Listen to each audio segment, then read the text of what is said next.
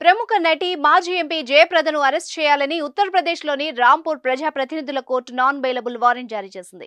తెలుగు నుంచి బాలీవుడ్ వరకు అనేక సినిమాలు చేసిన నటి, రాజకీయంగా కూడా తనదైన గుర్తింపు తెచ్చుకున్న నాయకురాలు జయప్రద. అయితే ఇప్పుడు ఆమె తీవ్ర వివాదంలో చిక్కుకున్నారు. ఆమెను తక్షణం ఎక్కడున్నా అరెస్ట్ చేయండి అని కోర్టు ఆదేశాలు ఇచ్చే పరిస్థితిని తీసుకొచ్చుకున్నారు.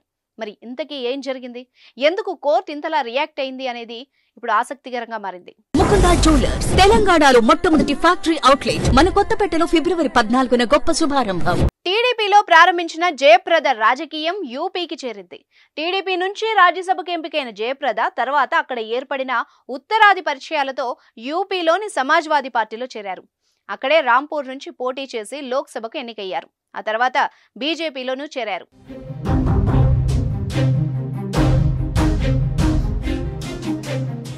ప్రస్తుతం ఆమె రాజకీయాలకు దూరంగా ఉన్నారు. అయితే ఆమె ఎంపీగా ఉన్న సమయంలో ఈఎస్ఐకి సంబంధించిన కుంభకోణంలో కేసు నమోదైంది. దీని నుంచి ఇంకా బయటకు రాకముందే 2019 లోక్సభ ఎన్నికల సమయంలో కోడ్ ఉల్లంఘించిన నేరంపై ఆమెపై 2 కేసులు నమోదయ్యాయి.